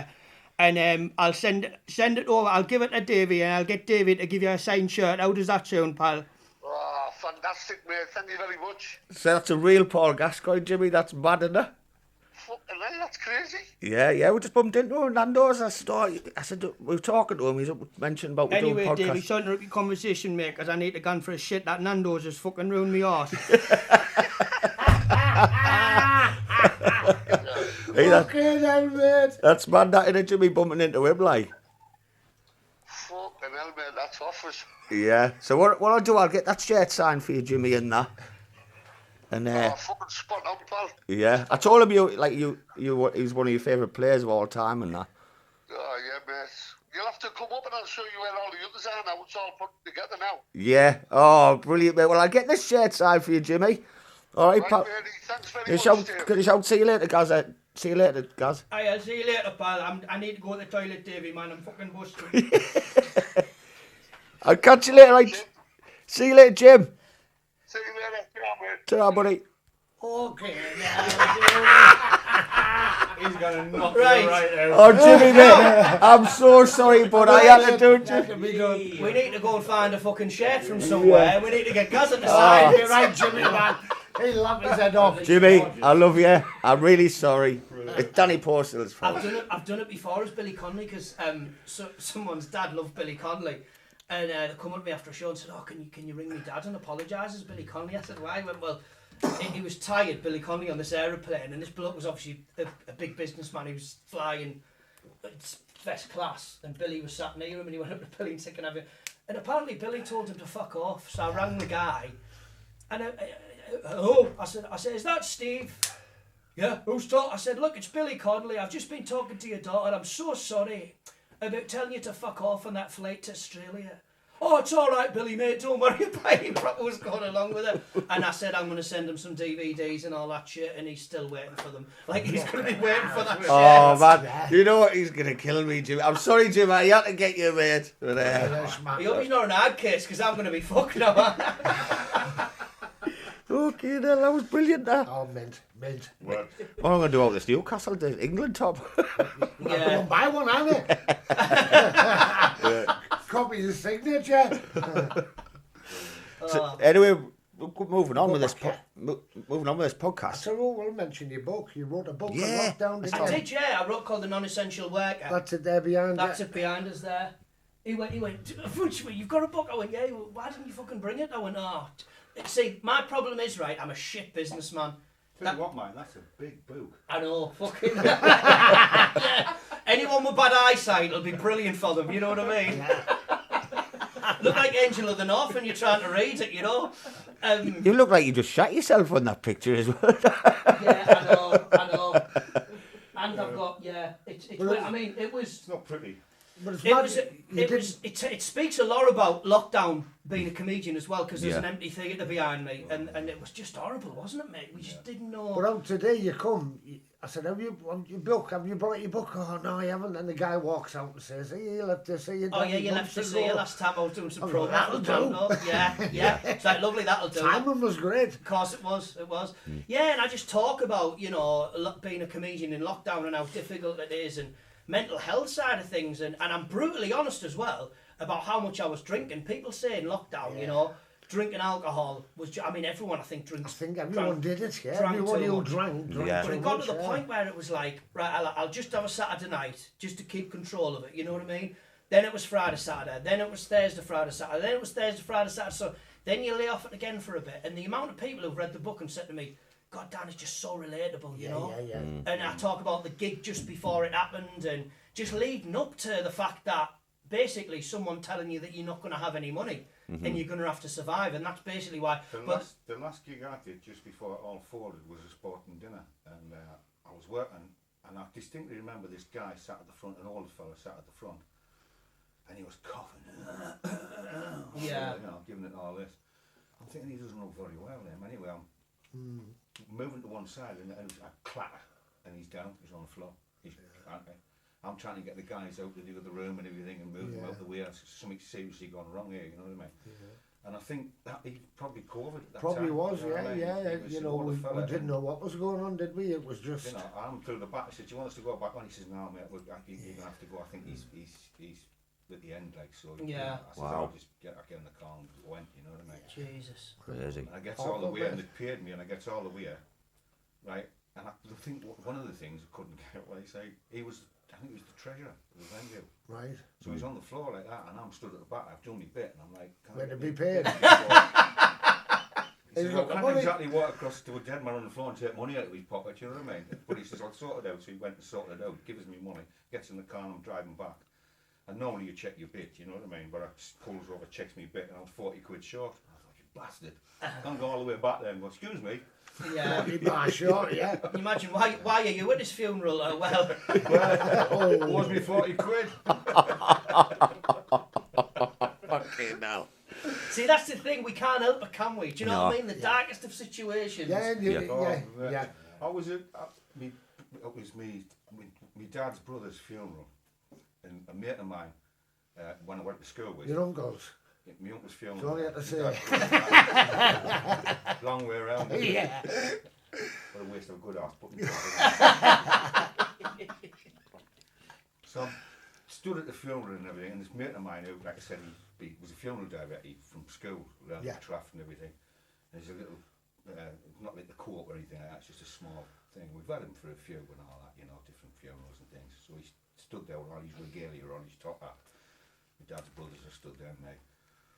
He says to me, how's it going? I says, oh mate, I'm doing alright, you know, doing the comedy and that. I says, how's it doing for you? He says, really good actually, you know. He says, because we're such a small company, we try and keep it, you know, we do a really good job. And, we tend to find that if you do a really good job with people, you know, they tend to come back. I said, what, you do reincarnation and all, yeah? Mate, I've never seen anybody try not to laugh. Yeah. And he's gay, you know. And when we went to see about the piano and everything, he's like, you bastard. So I'm stood there like that. You know, but you're at a funeral and you're still coming out, you know. It's just I was talking to her. Jokes to Rich. You know Asa Murphy, don't you?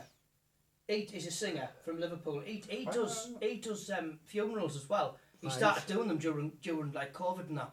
And he said he was doing one, and to be fair, he done our mate Paul Eastwood's. He done his funeral, and and it was brilliant. It was so good. He made it funny. There was a bit of everything in there, you know what I mean? And he said to me, he said, I done a funeral a couple of weeks ago, and this bloke comes up to me, he went, excuse me, mate, he went, you were fantastic there. I said, oh, thank you very much. He went, can I book you for her? Pointing at his wife, right? She went, fuck off, can I book you for him? He said they started having like a party over who was going to die first so they could book him for the funeral. You know, brutal, isn't it? What's planned there, like? Yeah, exactly. I know. Well, I know. So on the comedy and that, the inspiration, you know, there's some classic comedians out there. Like I like Eddie Murphy, Richard Pryor. I like them as well. Oh, Richard Pryor. Yeah. Brilliant. He's probably one of my favourites of all time. But say inspiration for you guys. Who would you say was up there for you? Is of that thing or? Well, years ago, because Tommy we Cooper clubs, for me. you used to have, loads of club comics around at the time. You know what I mean? There was loads of them, all called Bobby. For some reason. Bobby Thompson, Bobby Patterson, yeah. Bobby everybody. But I used to say people like Knoxall. You know, when I first started off, because I was a new kid on the block. And obviously there's a certain amount of work around. You used to get, some of the older comics got a bit ropey about it, you know what I mean? And I remember speaking to Knoxall, right, and he went, and I said to him, he says, yeah, if you're getting a bit of trouble, these lads on comics, aren't you having a go at you, son? I said, right, I'll tell you what you can take away from that, right, you're not shite. Right, yeah, or they wouldn't be complaining about you. Yeah. No, they wouldn't be complaining about you. But he was just a funny man, you know. He's like, again, the funeral was stood outside the funeral. I mean, there's only him could get away with this. Was stood outside this funeral. One of the other comics had gone, loads of comics there, different people. And it was a great service, and this lass has come out, and she was a hefty lass. She's come out and she said to Bobby, oh, it's lovely that all the comedians have turned up and just paid their last respects and all that. And she said, I'd love you to turn up when I go. And Knoxall's turning around and going, I'll turn up as long as I haven't got a carrier. Jesus. But she pissed Whoa, what happened there? Fell off his chair laughing, mate. As it come out, I'm going to lift that thing up there. Fucking how was that work? Do you know, talking about funerals, right, and this is just a story that you just go, my God, if it happened to me, I'd be proper embarrassed. But because it happened to somebody else, is he all right? Yeah, I've got it now. Sorted. Yeah. If this happened to me, we've worked it. Yeah, if this happened to me, I'd be proper embarrassed. But because it happened to somebody else, it just really made me laugh. A friend of mine, they've got friends who live in Australia, and she was on her way to a funeral, and she was in a bit of a rush. So she's on her way there, and she had to pick a couple of people up, which made her even more late. So she didn't know where the church was, so she's got it in the sat nav. And she gets there, she's in a rush, she gets out the car, right, everyone need to look the car up, takes the phone off, puts it in her handbag, and forgets to turn off her Google Maps. And the coffin comes down. And all you can hear is, you have reached your final destination. Oh, you joker. Ouch. I was once in a funeral, you know, and the vicar's up saying the stuff, and I had behind me, ring, ring, ring, ring. And it rang about 4 times, and I turned around with her. This lad went, hello? Fucking get him out, get him out. He never answered the phone at the funeral. Answered the fucking phone, I was like, get him out. Hello? And then it's him, he's not dead. I've got to say, I'm playing at my funeral, I'll tell you what. So it goes through them curtains, you're going to hear, Jesus Christ, it's hot in here, isn't it? Class mate. But yeah, where can we buy your book? If you were to buy your book, Danny? You can get it on Amazon, or you can just drop me a DM on my social media, and I'll sign it for you, then I can send it over. You're on Facebook? Danny Posthill Comedian on Facebook. Or you can Instagram me, Danny_Posthill, Twitter, @PostillDanny. Right. I mean, TikTok's for videos anyway, but just but saying that, I got banned on Facebook, you know, for 24 hours yesterday. Right. Because I've had a bit of a cold. You probably noticed I'm a bit like, you know. You were saying that, I put on the... Sound like the old woman who doesn't shut up about it, you know. It's like that bloke on Dinner Ladies, I fell off a diving board in Guernsey, do you know what I mean? I'm like that about me cold. All I wrote was, because I rang the doctors, I couldn't get through. Well, I got through and they said there was no appointments. So I put on Facebook, has anyone got any amoxicillin? So then they banned me on Facebook for 24 hours saying that well, it goes against their standards, community standards. Fuck 'em, saying I've that I'm got something on for you, mate. Have you? Yes. Oh, nice one. Yes, fuck them. Yeah. But that with Facebook, man, it's so delicate. Facebook, man, you see a couple of lads on the team, you know, we've been banned and things like that, haven't they? And just over daftest thing. Never had one ban in my life. Yeah. You've got to be so careful. I mean, but then there are people who say stuff and you're going, wow. Yeah. You're not banned from Facebook for saying that. Ben, I've asked for some amoxicillin. I think Next time I'll just spell it wrong. You know what I mean? Yeah, I think it was somebody reported me, so like, I think that's what it is. Do you reckon that's what it is? Yeah, I think that's what it is. I kind of try and stay away from it as much as I can now, to be honest with you. I've got to that stage now where it just causes hassle sometimes. Do you know what? I'm on it a lot with the podcast now. Do you know what? That's one thing I speak about in the book a lot. Social media. Twitter's the worst. I got called a racist for doing an impression of Diane Abbott. Basically, what I love about Diane Abbott is she looks into the ceiling trying to find the answer that is clearly never there. And I love it more when she says things like Jeremy. Like, it's nothing to do with race. She's a black woman, right? Yeah. But I don't say anything about her race. I just take the piss out of the fact that she said dumb shit over the years, you know? Yeah. So I had a comment, racist. I went, all right, okay. I said, you should never reply to them. That's one thing I've learned. Yeah. Never reply to them. And not be pissed either. Oh God, I know. You're far from racist. Yeah. I replied, racist how? And she wrote, a white man impersonating a black woman. Duh.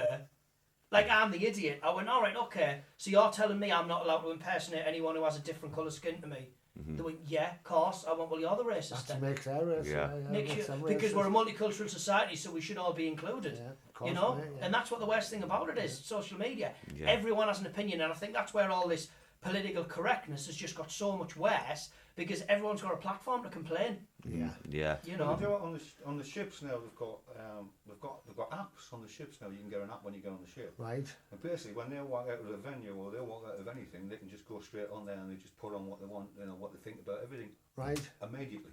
Immediately, yeah. It's immediately there, you know. Crazy, isn't it? And you know, it's I don't know. I kind of edge away from it a bit. I'm a kind of bit of old school with it, you know. Yeah, but I have to at the minute. Davey's the same. We're on it constantly, you know what I mean? It's like, you know, we've got the Davey Robson podcast. I've had a good gig or done it. I put up there. I might be on with a sport and speaker. A bit of a photograph, that kind of thing. You know, but no, nothing. I like it for the nosiness though. Yeah. That's a good thing about Fit. Yeah. You see someone's status, talk about my fucking kids like that again. I'm gonna rip your fucking head off.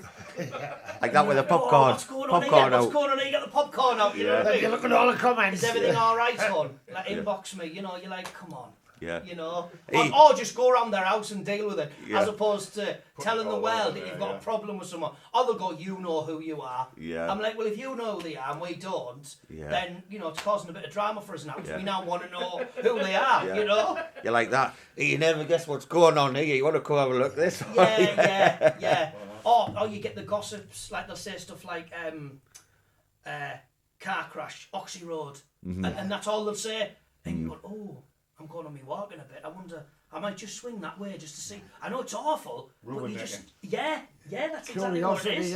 Human curiosity, we like to know what's going on in it. Yeah. So have you got up and coming now, like Rudi?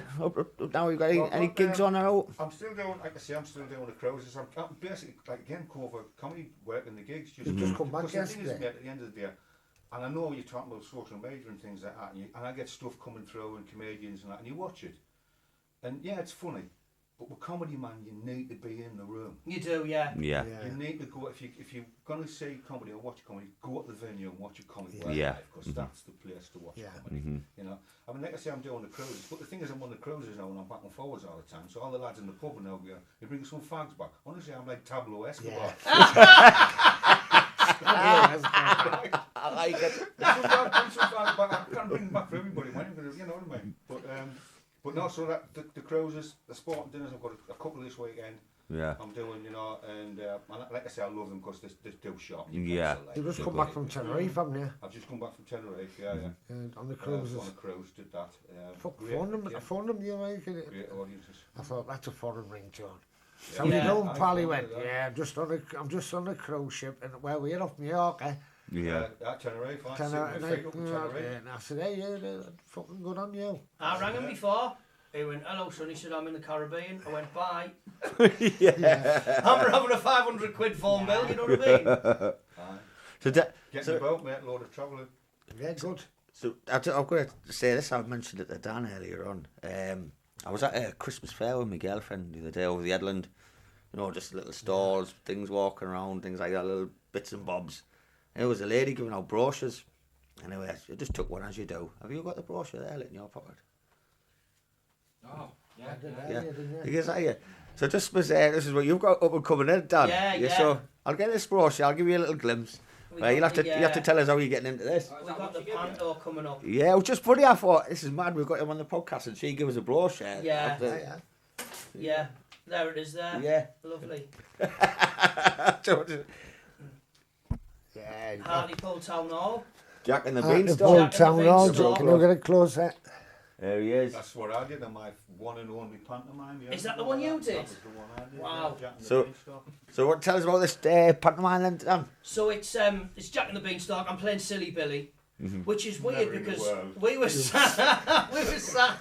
This is funny because obviously we had a little meeting, didn't we, about how we're going to set this podcast and everything. Yeah. We were sat at Morrison's, weren't we, Vol? Yeah, Morrison's. And you know the way Vulture's like, so I'm going to get out of here, right, and I'm going to put the fucking bag on your head. Well, there was a kid sat near your He was a girl. He started cuddling his mum like he was shitting himself. He was about 5, 6 years old. Yeah, he was, yeah. And she went, it's all right. He was like, it's all right. I've got what's going on. Yeah. I've explained to him, Yeah. but he's still like... And he's still going, no, I don't trust this bloke. Yeah.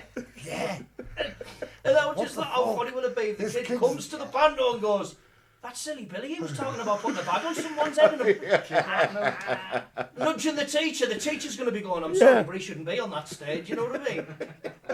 Class. So it runs from the 13th to the 24th. I love Panto because it's a kids' fest experience. Yeah. I'm like a broken record saying this, my wife always tells me off about, but it is a kids' fest experience of theatre. Because when I was a kid, I used to go to the Panto and it was like, it just made Christmas for me. I used to look forward to going. But then when I started doing Panto, I was about 18-year-old, and we'd done working men's clubs. So you were in a van, you had to set the gear up, do one show, set the gear down, put it back in the van, get to the next one, and it was 3 shows a day. Sometimes it was really hard work. Well, I remember once one of the driver who was bussing for a piss.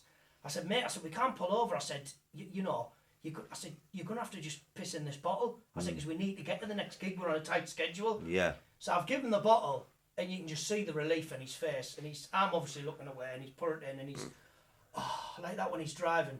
But he's driving, forgetting that he had a fucking speed bump coming up. Do you know what I mean? Oh, no. Well, you can imagine. Boom, boom, boom. Me walking on as buttons. How you boys and get stinking of piss? Do you know what I mean? And then we done one. It was in Port Talbot in Wales, and there's a bit where you come on in Pat and say, "Hiya boys." Every time I come on, I say, "Hiya kids," and you're going to shout, "Hiya buttons" as loud as you can. Do you think you can all do that? Nothing. Right at this club in Port Talbot, and have you done clubs in Port Talbot? Yeah, so you know what it's like, right? So yeah. So I went on. Hiya gang. Nothing. This kid at the back just went, "Fuck off, buttons," and I'm just thinking, wow, this is meant to be a kid's show. Unbelievable, you know. That's the thing, you know, as well, right? We're talking about doing comedy, basically. People see a comic in a room and they go, that's what he does, right? Whereas with us, like gigging comics, you might do a cruise, the kids in. You might do a sporting dinner with a load of hairy ass rugby players. You might do a pantomime. You have to adapt. Of course, You take the work coming in, to be honest. Exactly. You know, you can't rely and go around, I'm going to be that. No, exactly. Because you can't, you're not getting enough work. I mean, even the big time people do, you know, people like, say, McIntyre and that, he does TV bits and pieces, do you know what I mean? Course, I mean, Jason Manford's done Panto this year, and I didn't expect him to do that. Yeah, he's playing Captain Hook. He's a friend of mine, actually. Michael McIntyre's show where he gets the phone up. Oh, that's just brilliant, isn't it? Oh, yeah, well, he texts people. He texts everyone. Yeah, it's good. Contact. Yeah. So good. So good. I do, I like it. Oh, I've been watching that Scouse bloke, Paul Smith. Yeah, Paul Smith. Yeah. Brilliant. He's brilliant with the hecklers. He is like. Are you mate? You alright? What do you do? Do you? Fuck off. Got a builder? Are you? No, shut up. You look like a little fucking gay. Do you know what I mean? And he just rips into them before. But what he does is he gets stuff. I mean, I've seen loads He of... makes them heckle. Yeah, so he's what you would call... If you go to a comedy club, they're called an MC. So the MC goes on, does 10 minutes, and he'll chat to the... Like a mate of mine, I'm on with tonight, James Kilvick, and that's what he'll be doing. Yeah. Chats to the audience, what do you do for a living, mate? When I done my Edinburgh show, my first 10 minutes was that. You know, hiya mate, what do you do for a living? I said to a woman before, I said, what do you do for a living? She said, I'm a care worker. I said, all right. I said, well, I can't take the piss out of that because you've done a lot during lockdown and that. I said to her husband, what do you do? He said, I'm an undertaker. I said, all right. I said, fucking hell. I said, so you provide the work for him then? Is that what happens? You know? So you can get stuff out of people, you know? And that's what Paul Smith does brilliantly. Yeah, he's really good. Some of the funniest stuff's there. Of course it is. You go on with a skeleton of what you're going to do, and if something happens in the room, it gets gold dust. You know what I mean? Yeah. I mean, I had a woman on the ship the other week, and there's 200, 300 people in the audience in the theatre, and I've got this woman. I can see her going, yeah, it is right. I'm thinking, what the hell's that? I'll ignore her a bit, you know, just get on with the thing. And anyway, this woman was pissed. Obviously, it was a late night. I was doing a late night adult, and this woman was pissed. But a mate had actually fell asleep. And she's like this on the chair, like so. So I come off the stage, you know, went down. I'm walking and I said, tell you what we'll do, we'll all run out now, get our life jackets on, come back in, give her a nudge. I'm building that one. Man, I put the microphone down like that, right? I want big PA and the thing, put the matches.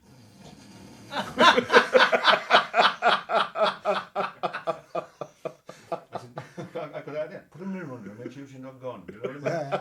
But it's like, just think But you see, the difference is that's not on social media. If that was on social media, that would have went viral. Yeah. Definitely, guaranteed. Yeah. Because there's somebody, because there's a couple of people that had phones out, you know. Yeah. But I normally see her when I'm doing a gig like that. I don't want the phones on. You do your sport and dinners, most of the lads, no phones. It spoils the experience, I think. It spoils the experience. And I've had it a couple of times where I've had. Once on a ship, the guy videoed me. He videoed a whole 45-minute set, like that, you know, filming all that, and then put it on YouTube. Whole 45. But for us, that's like somebody breaking into the back of your van, nicking all your tools, and then selling it on eBay for nothing. Yeah. That's what you. That's your tools material in that. Yeah, exactly. Yeah. So we have to say that now. Do not film. Don't film while you're there. Well, I seen it, didn't I? Be there and have a good laugh. You don't mind recording this, though, do you? You don't mind recording this, though, do you? Are we recording, like? Yeah.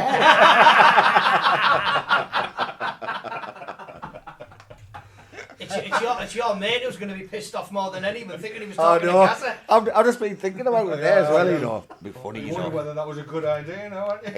He'd be telling everybody, you know, and like his Mrs. Ali, and that's, he never gets so happy talking there. Fucking Paul Gascoigne. I know for a fact he will. That'd be funny, though. Jimmy, I'm sorry, mate. I had to do it, mate. I'm sorry. You didn't have to do it, Jimmy. You didn't. No, he didn't. It was a horrible trick. Put a phone back and tell him. No, keep him going for a bit. I used to. I thought you were his. I am your pal, Jimmy. I once rang my agent, pretending to be another agent. Yeah. And my mate was with me, Paul Eastwood, bless him. And he went, "You're gonna have to ring them back and just say, you know, because we're messing around with the time." Yeah. So I rang her back and his call came home, you see. You answer the phone. 10%, showbiz. That's what he said. Showbiz, that's what he said when he answered the phone. And I rang him and I rang her and I said, Angeline, I said, listen, it's Kim. I said, don't worry about calling me back, because she was going to ring him back and say, what did you want? Yeah. And he's going to be like, well, I didn't ring you. You know. Should I call him back and see he was excited about it? Yeah. Should I? Do you reckon? No, just say, oh, can't believe, like, I've got the signed shirt for you in that, mate. Fucking hell, he'll fucking lynch me.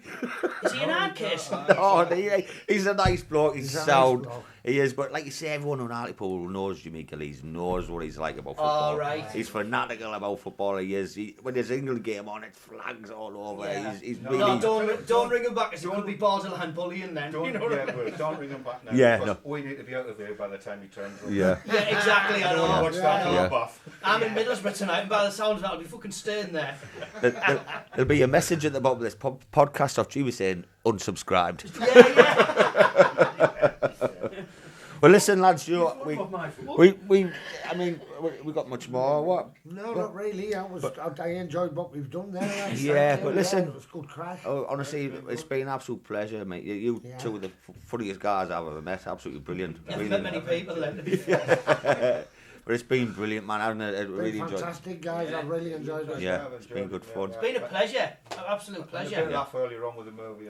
Yeah, it's good crack, isn't it? Yeah. Well, I mean, that's my local shop, the King Aussie Cafe. I eat in there 6 days a week. By the way, right, that is the best steak I've ever had. I had an Exani from there, right? I mean, just a perfectly done egg, and it's very rare you get that. Yeah. You know. Everything's checked before it goes out. Yeah. It's absolutely fantastic cafe. I mean, anyone in the surrounding area, I know loads of people. I've put up my Facebook a few times. And I go in and people come say, I've already come in and say, fucking Facebook. Yeah. They're no far meeting now saying it's right. Yeah, exactly, yeah. Well, you wouldn't bullshit, do you know what I mean? No.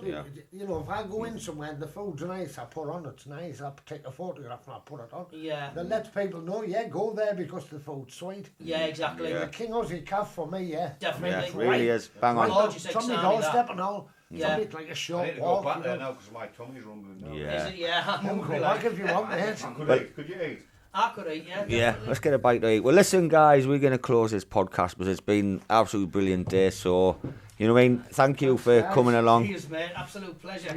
Yeah. So if you guys have any comments, stick them down below.